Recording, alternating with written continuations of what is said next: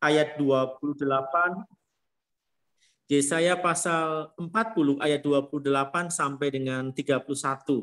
Firman Tuhan berkata demikian, Dia memberi kekuatan kepada yang lelah dan menambah semangat kepada yang tiada berdaya. Orang-orang muda menjadi lelah dan lesu, dan teruna-teruna jatuh tersandung. Tetapi orang-orang yang menanti-nantikan Tuhan mendapat kekuatan baru. Mereka seumpama Raja Wali yang naik terbang dengan kekuatan sayapnya. Mereka berlari dan tidak menjadi lesu. Mereka berjalan dan tidak menjadi lelah. Yesaya 40 ayat 28 sampai dengan 31. Nah, Ibu Bapak dan teman-teman semua yang diberkati, saya percaya bahwa kita sangatlah familiar, bahkan itu menjadi bagian penting dalam hidup kita yang disebut dengan handphone, ya. Mulai dari perkembangan handphone yang kita bilang handphone jadul sampai dengan perkembangan handphone yang tercanggih saat ini, yang RAM-nya di atas 12 dan kemampuan untuk menyimpan di atas 256 GB. Kita percaya bahwa kita pernah, bahkan kita memiliki pengalaman-pengalaman unik dengan handphone. Ya, dari semua merek, semua model kita pasti sudah pernah berselancar di dalamnya. Yang menjadi pertanyaan saya, apa persamaan dari setiap jenis model handphone selain dipakai untuk ngirim SMS dan nelpon? Saya kira kita punya pendapat masing-masing ya. Persamaan dari semua tipe handphone, apapun itu mereknya, dari zaman dulu jadul.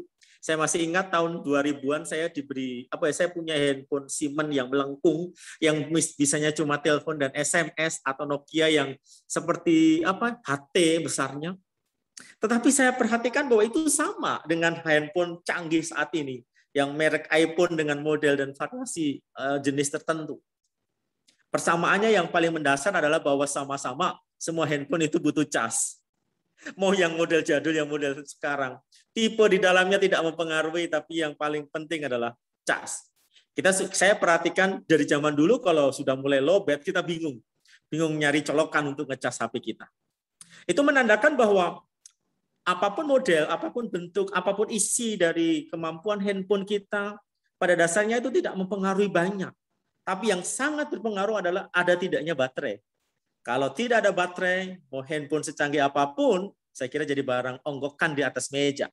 Tetapi juga akan sangat berguna kalau handphone jadul tapi full baterainya, dia akan lebih digunakan. Butuh cas, karena butuh daya. Setiap handphone membutuhkan daya atau power dalam ke tempat atau alat itu. Nah, berbicara dengan tema kita pada siang hari ini, kekuatan baru dari Tuhan, maka sebelum kita berbicara tentang kekuatan itu, kita bicara tentang manusia dulu. Karena yang butuh kekuatan itu manusia, bukan Tuhan. Bukan juga bukan juga malaikat, tetapi manusia. Kenapa manusia butuh kekuatan? Nah, kita belajar dulu, ya. Nah, seorang bapak gereja yang bernama John Calvin berkata demikian dalam bahasa Inggris. No man can survey himself without forthwith turning his truth toward the God in whom he lives and moves. Mohon maaf, sebetulnya kalau pakai screen teman-teman bisa lihat. Nanti teman-teman lihat sendiri di screen yang saya bagikan karena saya tidak bisa gunakan laptop. John Calvin mengatakan tidak ada seorang pun yang dapat mengenali dirinya sendiri tanpa mengarahkan pikirannya kepada Tuhan yang di dalamnya dia hidup dan bergerak. John Calvin mengingatkan, seseorang dapat mengenali siapa dirinya kalau dia belajar mengarahkan pikirannya kepada Tuhan dan dia hidup di dalam Tuhan itu. Jadi kalau orang tidak mengarahkan pikiran, dia akan sulit mengenali dirinya sendiri. Itulah kenapa banyak orang masih bertanya, siapa dirinya sampai hari ini. Nah, pertanyaan siapa kita, siapa manusia, di dalam Alkitab Kejadian pasal yang ke-1, 2, dan 3 menjelaskan hakikat manusia itu ada dua hal. Yang pertama, manusia itu diciptakan dari debu tanah. Itu Kejadian 2 ayat 19. Hakikat ini menjelaskan siapa manusia. Manusia itu diciptakan dari debu tanah. Kemudian yang kedua, manusia itu diciptakan segambar dan serupa dengan Allah. Kejadian 1 ayat 26 dan 27. Dua hakikat mendasar ini akan berdampak besar dalam hidup manusia secara utuh. Yang pertama, diciptakan dari debu tanah dalam Kejadian 2 ayat 19, itu mengandung sebuah pengertian bahwa manusia itu diciptakan dari bahan atau barang yang fana, yang sementara. Sehingga kita pun akan bersifat sementara. Itulah kenapa kita sering mendengar ya, kalau kita mengikuti penguburan atau kremasi atau pemakaman, maka seorang pendeta akan mengatakan dari debu kembali kepada debu, dari duli kembali kepada duli, dari abu kembali kepada abu. Sebuah pemahaman bahwa itulah hakikat jati diri manusia. Kita adalah pribadi yang lemah, pribadi yang tidak memiliki kekuatan apapun. Sehingga kita bersifat sementara. Akibatnya adalah kita butuh sebuah kekuatan. Di dalam Kejadian pasal 2 ayat 19, Tuhan berkata kepada Adam dan Hawa, ketika Tuhan katakan kepada Adam, dikatakan bahwa mereka harus berpeluh, dalam Kejadian 3 ayat 19, ketika mereka sudah melakukan dosa dan mereka dihukum Tuhan, Tuhan berkata kepada Adam, bahwa ketika mereka sudah menjalani hidup sebagai orang berdosa, mereka harus berpeluh mencari makanan sampai mereka kembali menjadi abu atau menjadi debu. Artinya bahwa ketika orang berusaha, orang bekerja, itulah sudah cara mereka untuk mengambil kekuatannya kembali, memenuhi kekuatannya yang saat itu sudah hilang karena dia menjadi lemah. Ya, dia diciptakan dari debu tanah. Kemudian yang kedua, diciptakan segambar dengan Allah, itu memberikan sebuah pengertian bahwa kita memiliki kualitas moral, memiliki daya pikir, daya cipta, daya rasa yang segambar dengan Allah. Itulah kenapa banyak orang atau banyak manusia yang memiliki kemampuan yang tinggi. Mungkin kita kenal Hitler, ya. Hitler walaupun itu terkenal sebagai orang yang memiliki temperamen jahat karena disebut penjahat perang terbesar, membunuh orang-orang Yahudi. Namun perlu diketahui bahwa Hitler memiliki IQ yang cukup tinggi. Dia orang yang pintar. Sehingga dengan daya pikirnya, daya ciptanya, dia dapat merebut negara-negara di Eropa dengan taktik, dengan cara yang begitu brilian. Banyak orang takut dengan Hitler pada waktu itu. Bukan takut karena pasukannya yang besar. Jerman adalah negara yang kecil dibandingkan negara-negara Eropa yang lain yang besar. Tapi dengan taktik dan daya pikir dari Hitler, dia bisa mengalahkan sebagian besar Eropa. Allah memberikan kemampuan kepada setiap manusia dengan daya pikir, daya nalar, daya cipta, bahkan kualitas moral. Itulah kenapa manusia itu bisa memiliki sifat Allah. Kasih, sukacita, damai, penguasaan diri, dan lain sebagainya. Karena Allah menciptakan kita dengan tadi segambar dan serupa dengan Allah. Nah, pada siang hari ini saya tidak berbicara tentang manusia segambar dengan rupa Allah ya, karena itu hal-hal yang positif yang memang itu adalah anugerah Tuhan yang luar biasa.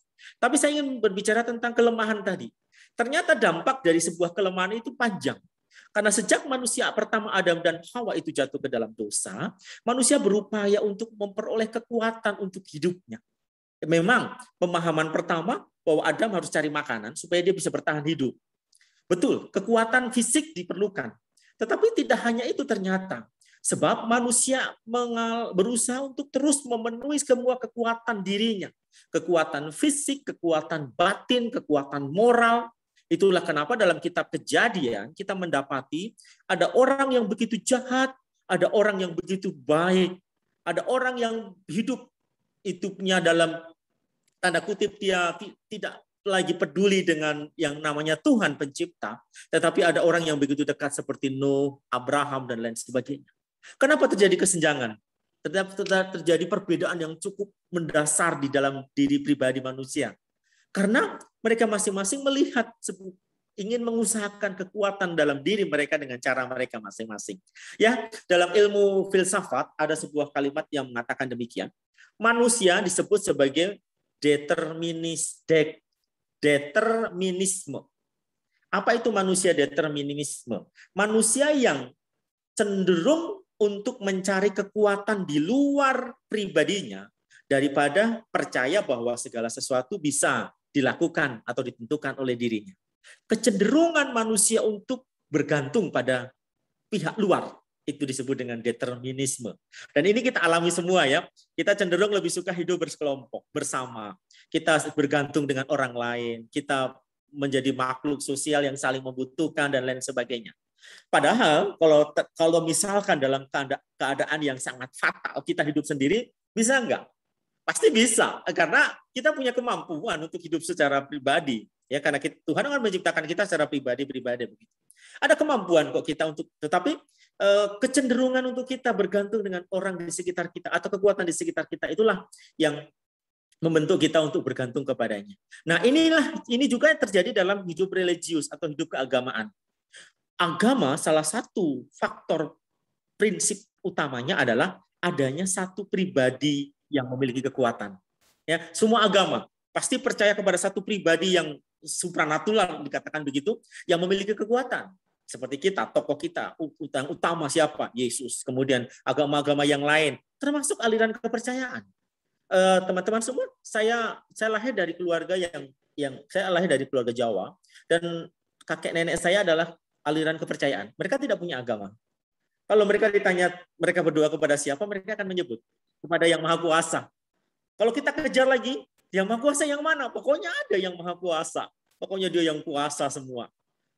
Itu aliran kepercayaan. Mereka mencoba menggambarkan satu sosok kekuatan pribadi mereka yang mereka dapatkan dari luar dari agama kepercayaan itu. Dan itulah menjadi dasar faktor prinsip utama dari agama dan kepercayaan di Indonesia. Nah, sekarang dalam konsep atau dalam pemahaman iman Kristen, bagaimana kita berbicara tentang kekuatan Allah? Saya berbicara tentang kekuatan Allah karena ini berbicara tentang Allah, ya, bukan hanya berbicara tentang apa yang Tuhan buat, tetapi tentang Allah itu sendiri.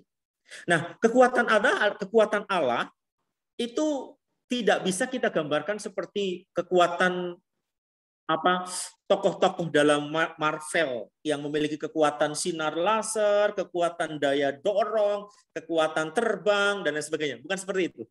Ya, jadi konsepnya tolong untuk tidak dimasukkan. Aduh, kalau saya punya kekuatan Allah, saya bisa melakukan pekerjaan, saya bisa memiliki power yang besar gitu ya. Tidak seperti itu ya. Tapi lebih detail dan lebih kompleks ya. Karena kekuatan Allah itu berbicara tentang Allah itu sendiri. Ya. Nah, apa konsep iman yang ada dalam pengajaran kita iman Kristen tentang kekuatan Allah? Yang pertama, sebelum kita belajar tentang apa itu kekuatan Allah itu adalah pribadi Allah atau kemampuan Allah dalam berkarya yang diberikan langsung kepada manusia sebagai anugerah. Ingat, kekuatan Allah adalah anugerah dan bukan usaha manusia. Jadi kalau kita ingin memiliki kekuatan Allah, terus kita berkata, aku mau berusaha berguru ke satu tempat supaya memiliki kekuatan Allah. Enggak bisa. Kekuatan Allah adalah anugerah. Karena konsepnya kekuatan Allah ini adalah pekerjaan Allah atau karya Allah. Nah, kita akan melihat nanti di dalam PPT yang saya siapkan, bagian kedua dari konsep iman kita adalah kekuatan Allah itu adalah manifestasi atau pernyataan dari pekerjaan Allah. Jadi kalau Allah memberi kekuatan, berarti Allah sedang menyatakan pekerjaannya kepada kita. Nah, banyak contoh bagaimana mereka mengalami karya-karya. Karena kekuatan Allah itu biasanya atau sering terjadi berbanding lurus dengan kepercayaan seseorang. Jadi ketika orang mempercayai, maka di sana ada kekuatan Allah. Ketika orang beriman kepada Yesus, di sana ada pernyataan kuasa Allah. Kalau teman-teman, Bapak, Ibu, semua membaca Alkitab Perjanjian Lama, kita akan melihat seperti itu. Ketika seorang ini dekat kepada Tuhan, maka ada pernyataan kuasa Allah. Ketika orang ini menjadi sahabat Allah, maka ada kuasa Allah muncul. Jadi kekuatan iman itu berbanding lurus dengan kekuatan Allah. Di mana ada kekuatan iman, di situ ada pernyataan kuasa Allah. Yang paling mendasar sekali pada waktu Musa melalui padang gurun. Perhatikan ketika mereka betul-betul bergantung atau berharap hanya kepada Tuhan, percaya dengan konsep iman mereka menyembah kepada Tuhan itu. Apa yang mereka saksikan? Mereka lihat kekuatan Allah yang hebat. Karena apa? Kekuatan Allah itu turun dalam bentuk karya atau manifestasi mujizat Allah. Laut terbelah, burung gagak, burung puyuh datang, kemudian ular tedung, terjadi gempa bumi, mereka yang tidak setia ditelan hidup-hidup. Pokoknya mereka melihat kenyataan tentang keperkasaan kuasa Allah. Dalam Perjanjian Lama juga banyak. Para murid, Paulus, contoh-contoh yang menyatakan bahwa ketika mereka beriman sungguh kepada Tuhan, di situ terjadi kuasa Allah. Ya, artinya kekuatan Allah yang terwujud dalam diri mereka. Nah, sekarang dalam diri pribadi kita bagaimana? Sebagai orang percaya, kita harus memahami kekuatan Allah itu sebagai pernyataan Allah. Jadi kalau kita minta kekuatan Allah, kita harus bisa menerima kehadiran Allah. Karena di mana Allah hadir, di situ ada kuasa Allah. Perhatikan ketika Tuhan bertemu dengan Musa di atas bukit di padang pada waktu Musa menjaga kawanan domba milik Yitro. Sebelum Musa ini dipanggil untuk menjadi pemimpin. Ada api menyala keluar dari semak dan Tuhan berkata, tempat ini kudus. Jadi harus diperhatikan dengan baik. Nah, teman-teman, kuasa Allah itu sifatnya besar, ajaib, dan mulia atau kudus. Di mana ada pernyataan Allah, di situ ada kuasa Allah yang hebat. Dan kuasa Allah adalah kekuatan Allah untuk kebaikan. Itu yang ketiga. Konsep iman yang pertama tadi, kekuatan Allah itu anugerah. Diberikan oleh Allah kepada manusia. Yang kedua, kekuatan Allah itu pernyataan pekerjaannya. Dan yang ketiga, kekuatan Allah itu untuk kebaikan. Kebaikan manusia. Di dalam Roma 8 ayat 28, Allah turut bekerja dalam segala sesuatu. Dan Allah membuat keadaan itu menjadi baik. Yesaya 40 ayat 28 sampai 31. Allah bertujuan untuk kebaikan manusia. Dia memberi semangat, dia memberi kekuatan. Jadi kekuatan Allah itu tujuannya untuk kebaikan. Dan yang kedua, kekuatan Allah akan menyatakan kemuliaan. Nah, inilah yang Tuhan buat ketika Dia memberikan kekuatan kepada saya dan saudara. Nah, sekarang apa yang kita lakukan? Kalau dalam kitab Yesaya pasal yang ke-40 tadi, pada ayat yang ke-31 disinggung oleh Nabi Yesaya, menanti-nantikan Tuhan. Dan itulah yang harus kita lakukan sekarang. Karena kekuatan Allah itu anugerah, tidak bisa kita upayakan sendiri. Yang kita lakukan apa? Kita minta kepada Tuhan dan nantikan Tuhan menjawab. Makanya Yesaya mengatakan, nantikanlah Tuhan. Maka saya katakan, apa yang harus kita lakukan untuk mengalami kekuatan baru dari Tuhan? Ya menantikan Tuhan. Menantikan Tuhan memberi kekuatan itu. Tapi menantikan kekuatan Tuhan itu artinya apa? Rick Warren, seorang penulis buku Kristen terkenal dan seorang penginjil hebat di Amerika menulis, those who expect, look for, faithfully, trust, and put all their hope in God.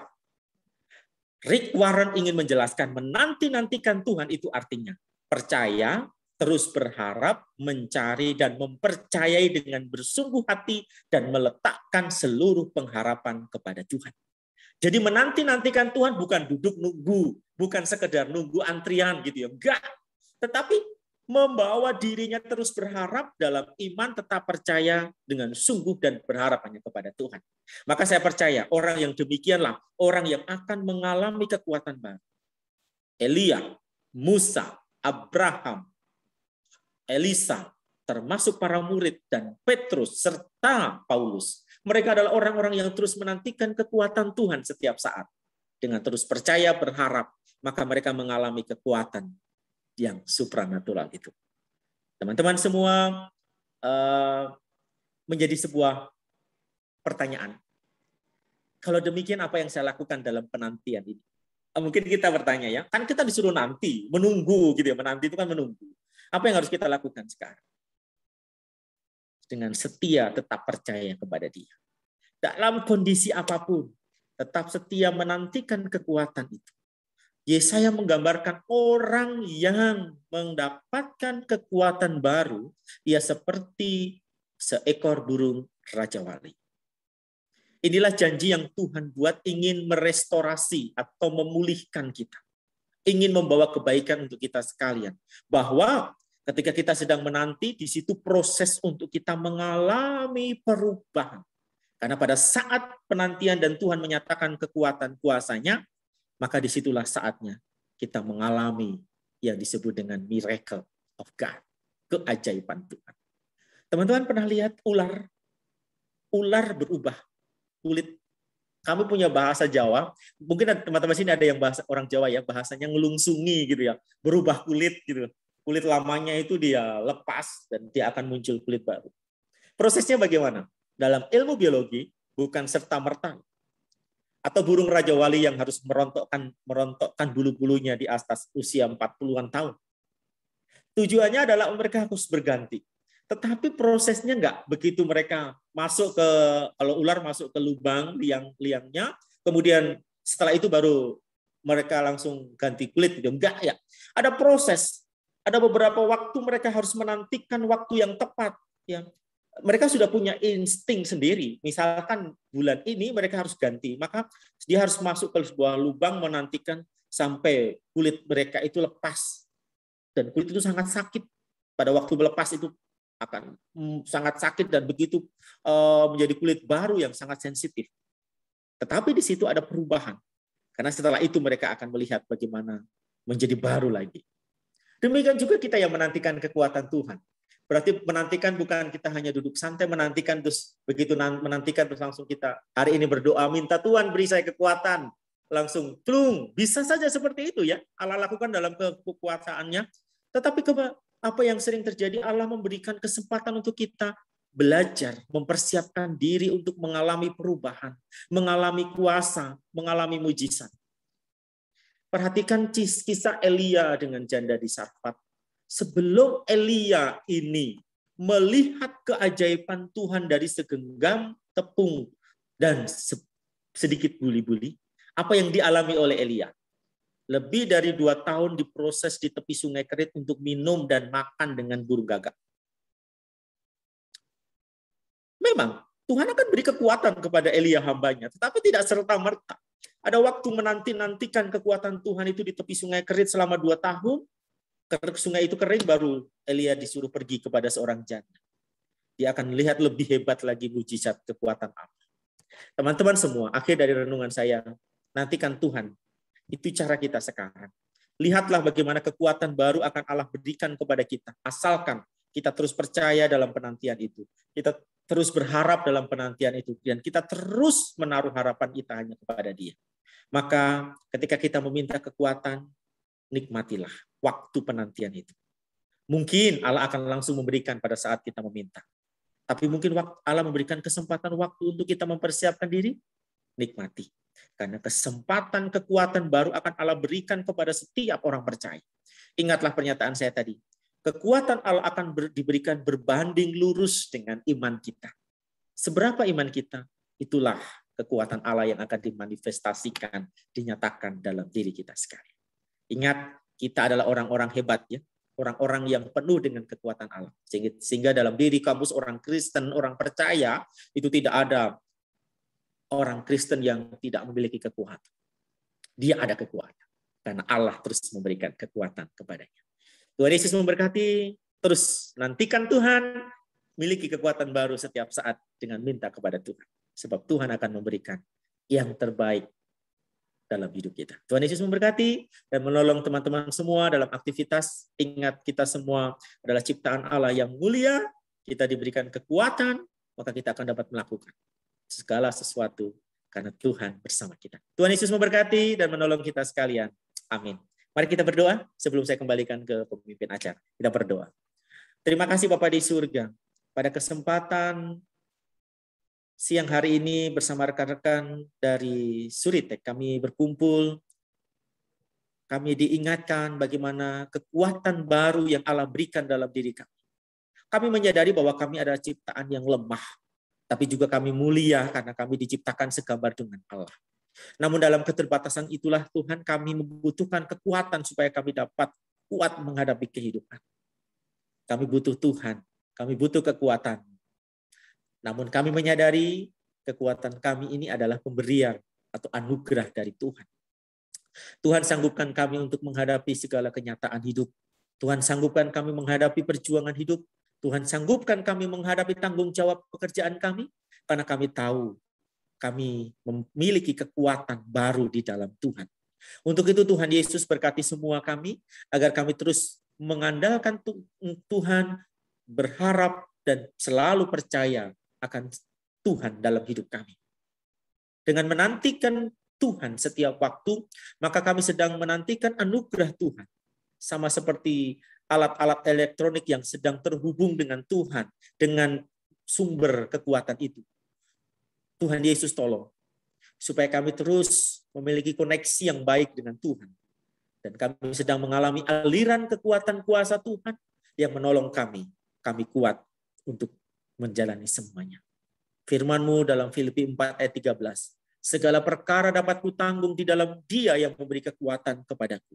Itu betul-betul terjadi karena setiap hari kami mengalami kekuatan baru dari Allah. Kami seperti burung Raja Wali. Dengan sayap kami terbang melampaui angin tofan badai sekalipun. Dan kami ada di atasnya.